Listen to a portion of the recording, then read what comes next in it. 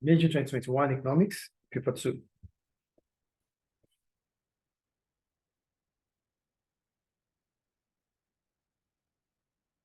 Oh, Nigeria, my country. Changes in the Nigerian economy. Nigeria produces a range of products, including delivery vehicles, footwear, machines, maize, and office equipment. It does, however, depend heavily on oil for its exports. The government tries to encourage an increase in the output and exports of other products. To achieve this, it uses a range of policy measures, including changes in taxation and government spending, e.g., example, subsidizing the training of construction workers. Successful training can increase job opportunities and wages. The government aims to improve Nigerian macroeconomic performance and to raise living standards. Investment in Nigeria has been growing slowly. Some firms are discouraged from spending on capital goods by the relatively high interest rate, high corporation tax rate, and economic uncertainty.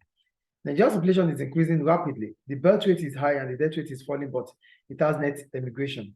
Nigeria's population was 191 million in 2017 and is forecast to grow to 402 million by 2015.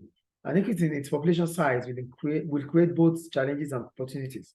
It will affect the level of demand in the economy, may harm the environment, and more food will be needed. The Nigerian government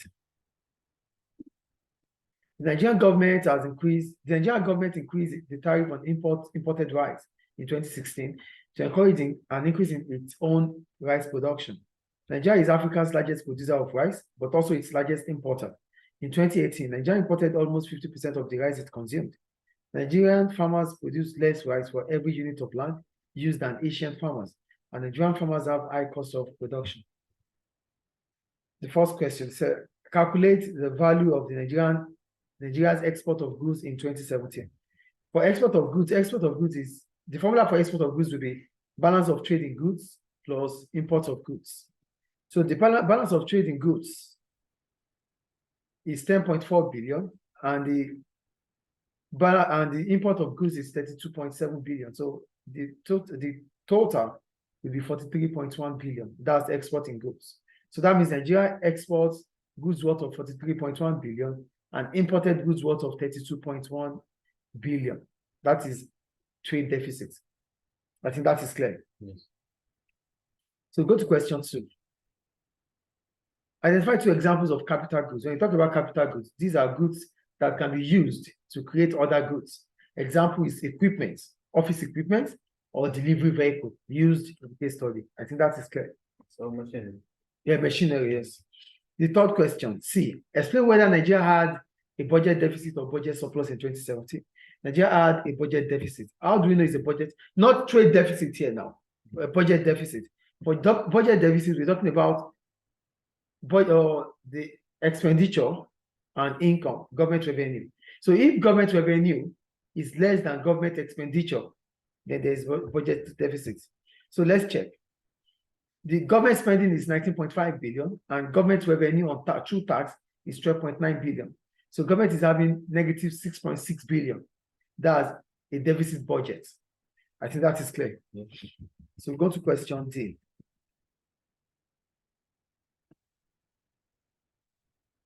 Explain how government spending on training may increase tax revenue in the long run. So if government spend on training increases the skills of workforce or workers, which will in turn increase productivity.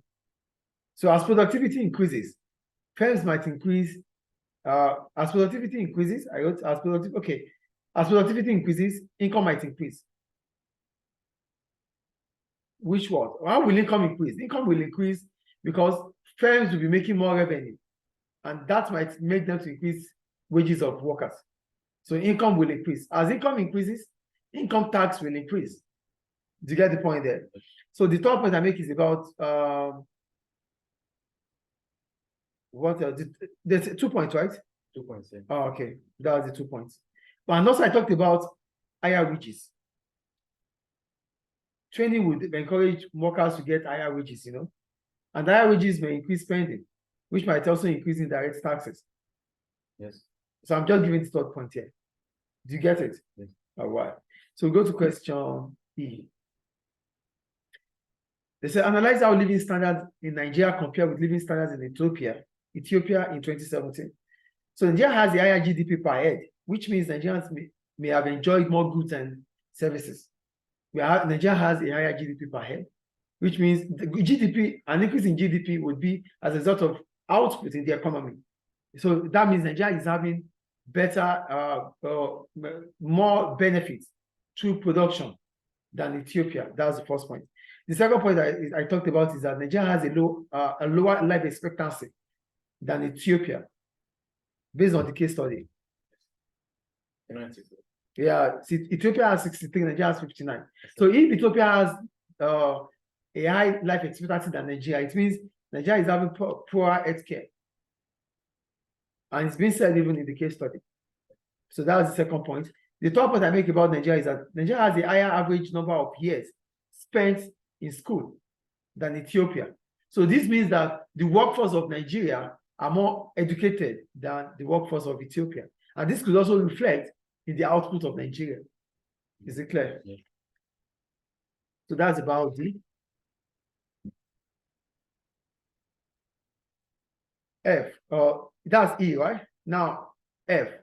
Analyze how a government could encourage firms to increase their investment.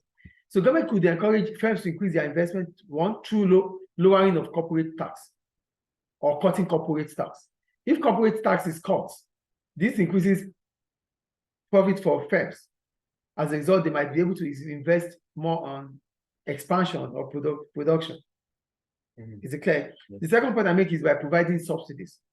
Subsidies provision would reduce cost of production.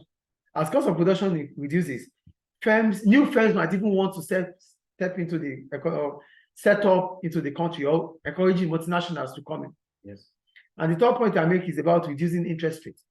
Reduction of interest rates would make borrowing to become cheaper. Firms might be able to borrow more to invest on capital goods.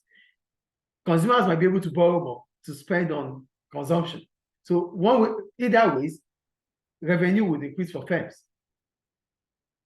Yes. Is it clear? Yes. And due to high level of demand, revenue will increase. So that's about D, F. Then we'll go to G. Discover whether or not an increase in Nigeria's population will benefit its economy.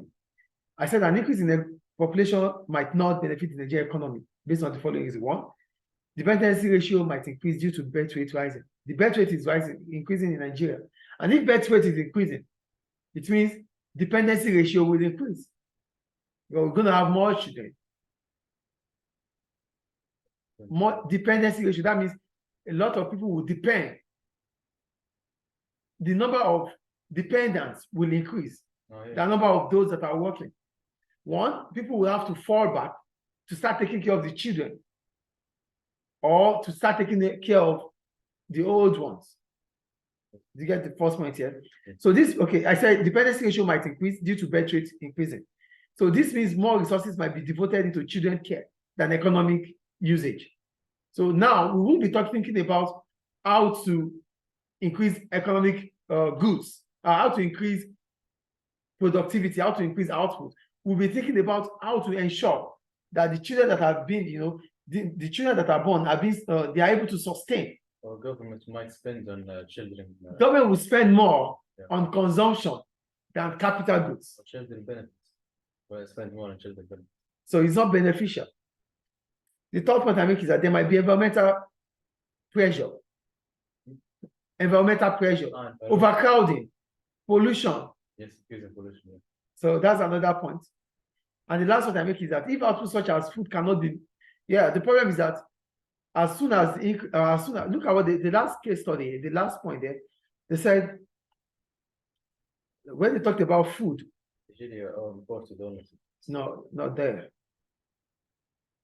Farmers produce less rice. I want to see where they talked about food. Yeah, I think that's. Yeah, they said may harm the environment and more food will be needed. Oh yeah. So if that's the second to the last paragraph there. So if more food is needed, that means the government, if government is unable, or if the economy is unable to provide more food for the increasing population, that will lead to poverty. So these are the reasons why increase in population might not be good enough for Nigerian economy. Is it clear? Yes. So we go to H. discuss whether or not an increase in Nigeria's import tariff on rice would increase the output of Nigerian rice. An increase in Nigeria's import on rice would increase the output of Nigeria based on the following. One, I said a higher tariff may increase the price of imported rice. As a result of that, people might stop buying imported rice. That's the first point. Do you get the point here? Do you get it or not? An increase in tariff, a higher tariff on rice would mean that the price of rice, imported rice, will increase. That would reduce the consumption of imported rice. Will not increase the output of the rice.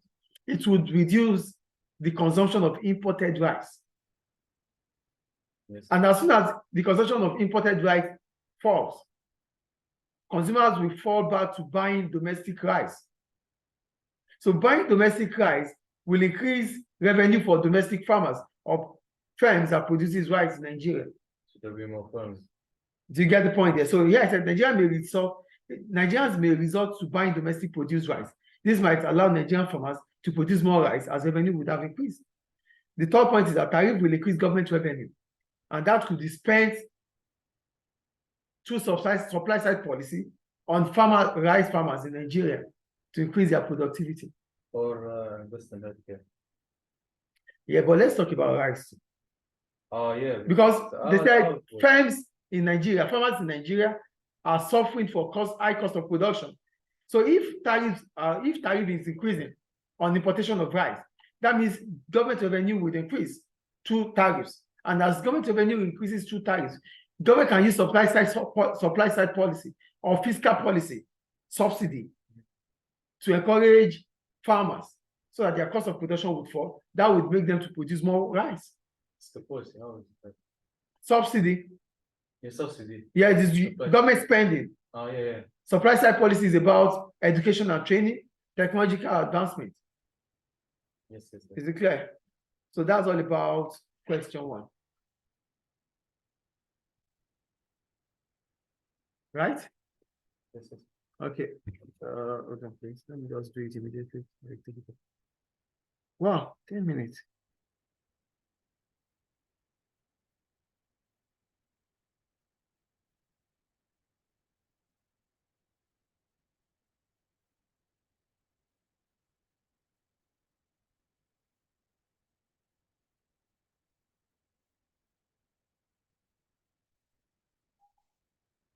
The first point doesn't mean that the output is going to increase.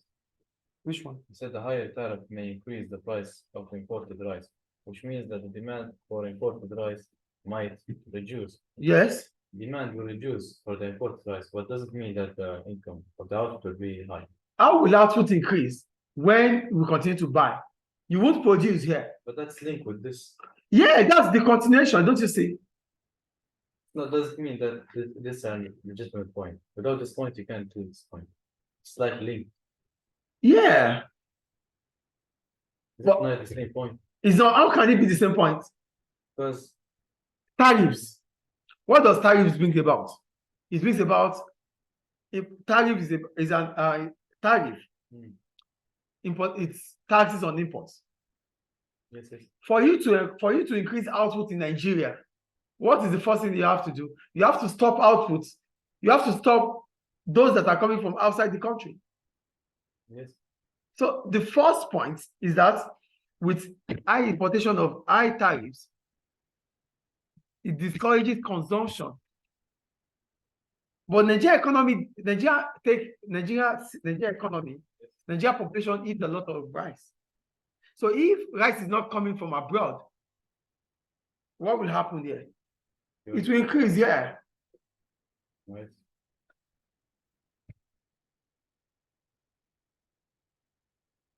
You didn't close the recording. Will you? Yes.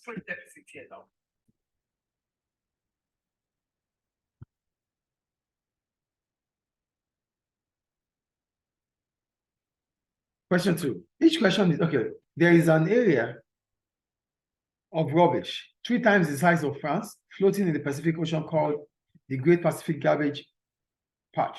It is made up of rubbish including old fishing nets, but most is plastic waste. It is forecast that by 2050, there will be more plastic in the Pacific Ocean than fish. A number of islands in the Pacific Ocean specializes in fishing. Greater pollution will increase the social cost of the fishing industry. The first question. Identify the two types of costs that make up social cost. Social cost is private cost plus external cost. That's the first point. Question 2. Explain two causes of a shift to the right in the demand curve for fish. So a rightward shift will mean that there's an increase in the quantity demanded for fish. So what are these? One, an increase in the population, which might increase the demand for fish. An increase in population would lead to an increase in the demand for fish. Yes or no? Oh, yeah. 2, reports which say that eating fish or consumption of fish is healthy. So if there's a report that states that consumption of fish is healthy, the demand for fish will increase. Clear? Or if income increases. I think so. Yeah, if income increases, that's the third one. So yeah, the third one I said is about, you said income now, right? Yeah, income tax decreases. So Yeah, because income is also one of the factors that influence demand. So if income increases, the demand for fish might increase because fish is a normal good. yes. Then the last point I make there is that an increase in the price of substitutes such as meat. Substitute, yeah. Yeah, so people might start consuming fish instead of meat. I think that is clear. Yes. That's B. Question C. Yeah. Okay. You said explain, analyze how cleaning up pollution could benefit an economy. So cleaning up pollution could benefit an economy in the following ways. One, it improves the environment, which makes for tourist attraction. If the environment is improved, then tourists could come in. Yes. It increases your foreign export of service. 2, it will reduce external cost as the quality of life may improve. External cost will reduce. Yes. If there's no pollution anymore, Yeah, the kind of life we live would improve. Yes or no? Yes. The third point is about creation of jobs. So it may create jobs, which in turn will reduce unemployment and increase income. Poverty might reduce. Yes. Any question about that? No. So go to D. It says discuss whether or not specializing benefits consumers. For me, I wrote yes. As a specialization of countries benefit consumers due to the following reasons. 1, economies of scale. Yeah, that's the first point I'm making, economies of scale. Why? Because if there's economies of scale, countries will be operating on a larger scale because you are producing what you know how to produce best. Yes. So if this country specializes on oil, that means oil will be produced on a large scale, allowing the country to enjoy economies of scale, meaning prices of oil would reduce. Consumer will be buying it at affordable prices. Libya has oil now, right? Yes. The price of oil fuel is how much? It's less. Even people do say that the cost of the fuel pump or the price of fuel is cheaper than even water. Yes, yes. People used to say that. So why? It's because it is specialization. So is it beneficial to consumers or not? Yes. Consumers will be able to buy at affordable price. The second point I make is about specialization means the country is producing what it knows how to do best. And doing that would be what would bring about efficiency. Because this is what you know how to produce and you are producing it. It will be efficient. That means consumers will be able to get what they need at any point in time. Do you get the point, yes? The third point I make is that it increases output, which may in turn increase exports. So foreign customers will be able to benefit. Revenue, export revenue. It will increase revenue. That's- So foreign customers will be able to benefit from specialization. Is it clear? The fourth point I make is about the quality. Because this is what you know how to do. You'll be doing it to your best, to the best of your knowledge. So quality will improve. And if quality improves, the quality of life will also improve. And the last point I didn't mention there is about it allows countries to be able to, to focus on what they can do and rely on other countries to produce what they cannot produce. Yeah. Do you get it? Get you. So foreign customers will be able to get what their own country cannot produce by importing it to their country from those that are from the specialized countries. Specialization brings about you producing what you know how to produce, me producing what I know how to produce. So what I cannot produce, I'll be able to get it from you that you can produce it. What you cannot produce, I'll be able to get. It's like an exchange. Yeah. Yeah. Do you get the point now? So foreign customers can rely on importation, but it has problems. The first problem is that it makes you to become vulnerable. So without you importing, you won't be able to consume what you like to consume because you cannot produce it. You get my point here. I'm talking about the problem of specialization here. One of the problems of specialization is over dependence. You so much depend on foreign countries for your consumption. So if they don't provide it, you don't have it.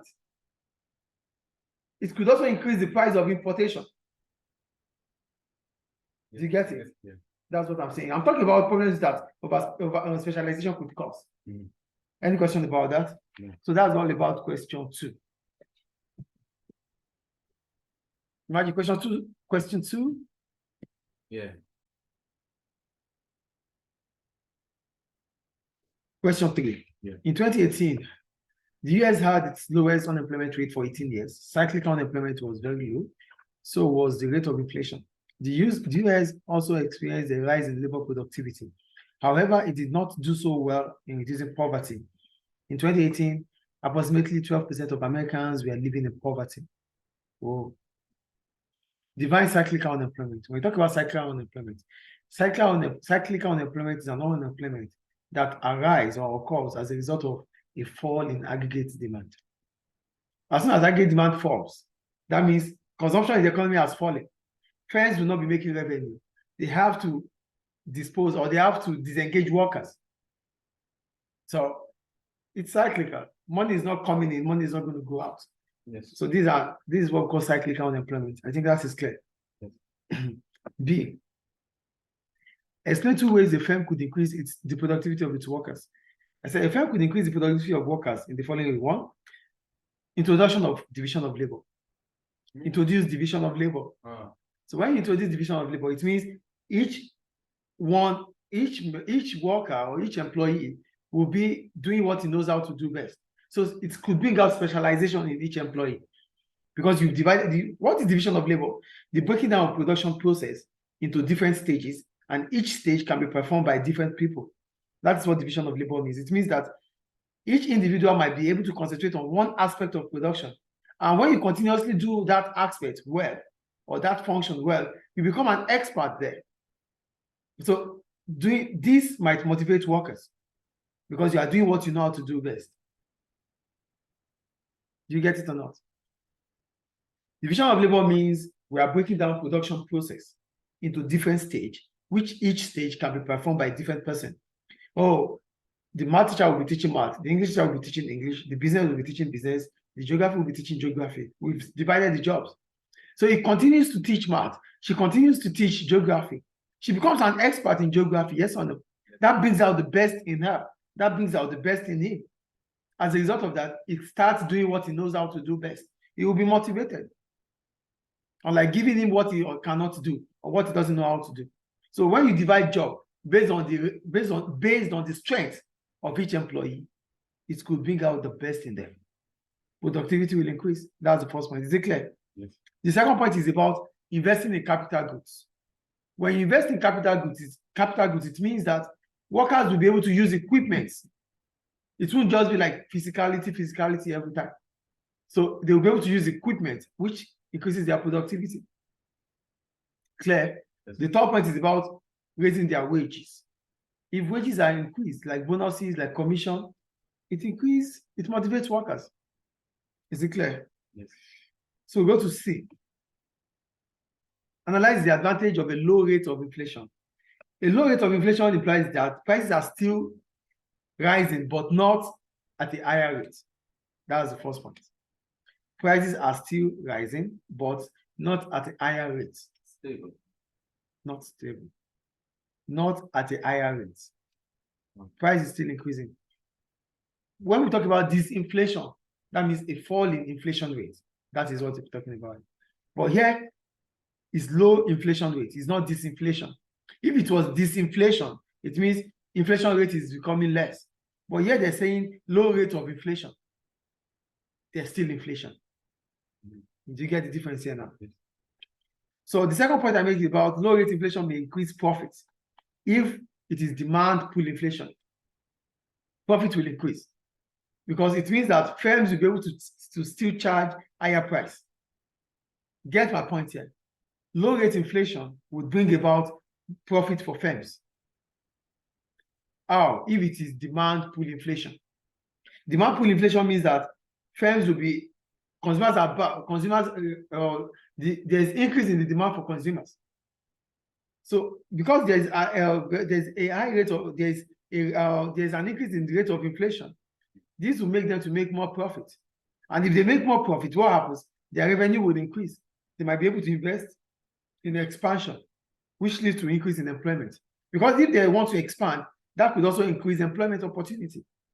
And if employment increases, what happens? Consumers will have more income. This is how it works here. The first point I talked is about low rate inflation means that there's still rise in inflation, but not at a higher rate. The second point I'm making is that low rate inflation would increase profit for firms. How? Especially if it is about demand pull inflation. Demand pull inflation is as a result of aggregate demand increasing. Yes or no? So if demand is increasing, firms will be making more profit through revenue. And if they are making more revenue through profit, or if they're making more profit through revenue, they might have the incentive to expand or to increase production because there's demand pull inflation. So for them to increase production, they have to employ more workers. So employing more workers will increase income in the economy. Is it clear? Yes. The third point I make is about cost of production. I said cost of production may reduce as low menu cost. What is low menu cost? So firms will not need to change their price tag every now and then. There's still low rate inflation. So we don't have to be changing the prices of the price tag. You know price tag, right? We don't have to be changing price tag every now and then. So there's low cost menu. Unlike when there's high rate of inflation, every now and then we have to change our price tag. We are using papers, we are using things to change them. It increases the cost of production. Yes. So there will be low cost of menu, there will be low menu cost as a result of low inflation rates. We go to question D. It said, discuss whether or not a fall in the country's unemployment rate will reduce poverty in that country. Yeah, first I said, a fall in unemployment rate might not reduce poverty due to the following reasons. One, unemployment rates may fall, but the number of labor force might increase, which means unemployment may still rise. So what I'm saying in essence is this. If unemployment rate might fall, yes, but if the number of jobs available is not enough or is not at par with the number of with the increase in the labor force, so unemployment will still be rising. The second point is this: unemployment is not the only cause of poverty. So as a result of that, there are other reasons why we have poverty. There's lack of education, there's lack of infrastructure, there's social inequality. There is so there are a lot of different problems that could arise or that could lead to poverty. So if unemployment is taken care of, what about other things like education, like social inequality, like infrastructure? If these things are not taken care of too, unemployment will still, poverty will still be present in the economy. So the third point I make is that an increase in employment might be seasonal. So if it is seasonal employment, that means people have job for a particular time. So as soon as that time is over, they will still go back to unemployment. So that means poverty cannot stop at that point in time. So that means poverty will still be present in the economy. The last point I make here is about the jobs. The jobs available might be part-time. If the jobs are part-time, it means it is a low-paid job. As a result, those that have that job might be able to, take care of their basic needs, which means absolute poverty can be reduced. So that's about unemployment. That's question 3, which is done. So go to question 4. For question 4,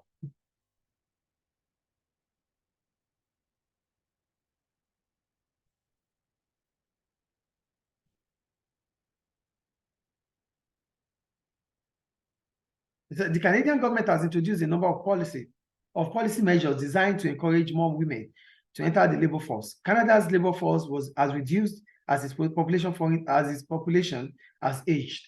The number of workers and their output are influenced by changes in the country's foreign exchange rate and consumer expenditure. In 2018, the Canadian dollar fell in value with Canadian consumer expenditure, while Canadian consumer expenditure increased. The first question, define the labor force. When we talk about labor force, we're talking about the number of economically active people in the economy, or the number of the employed and unemployed. That is labor force. Question 2, explain 2 causes of an aging population. An aging population might be as a result of 1, a fall in the birth rate. So if there's a fall in the birth rate, which might result as maybe higher cost of childcare. So people don't want to give birth to children anymore because of the high cost of childcare. So that's one of the reasons why we could have an aging population. The second one is that there might be a fall in the death rate. And the fall in the death rate might be as a result of an increase in life expectancy, which might be linked to better healthcare. So these are the reasons why we could have aging population. Question C. Analyze how a fall in the value of a country's foreign exchange rate could reduce a deficit on the current account of its balance of payments. So first, what is foreign exchange rate? Foreign exchange rate is the price of a country's currency in terms of other currencies. So that's the first point there. Then a fall in foreign exchange rate means that the local currency will buy less of foreign currency.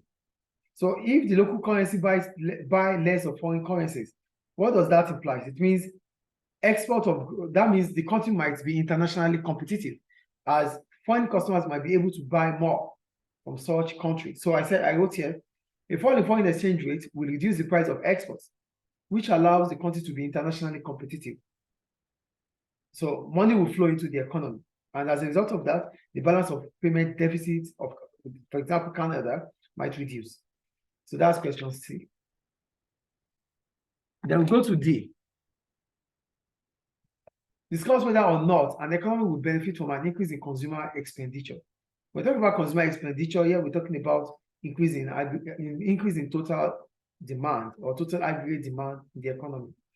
So here I wrote, an increase in consumer expenditure will be beneficial to an economy based on the following reasons. 1, it will reduce cyclical unemployment. How does it reduce cyclical unemployment? It will reduce cyclical unemployment because it means that aggregate demand would have increased in the economy. Because if consumer expenditure is increasing, aggregate demand is increasing. That means cyclical unemployment, which is caused by a reduction in or a fall in aggregate demand, would reduce cyclical unemployment. So that was the first point. The second point I wrote is that this might allow government to raise taxes on indirect taxes, because indirect taxes are taxes on consumption. So as consumption is increasing, indirect taxes would increase. That increases revenue for government. As revenue increases for government might be able to spend on education and healthcare, which in turn improves the living standards in the economy, and also might also help to increase the life expectancy in the economy. And the last point about here is that increase in consumer expenditure will increase aggregate demand, which may encourage firms to increase their output for expansion. So these are the reasons why an increase in consumer expenditure would be beneficial to an economy. So that's all about question 4. Thank you.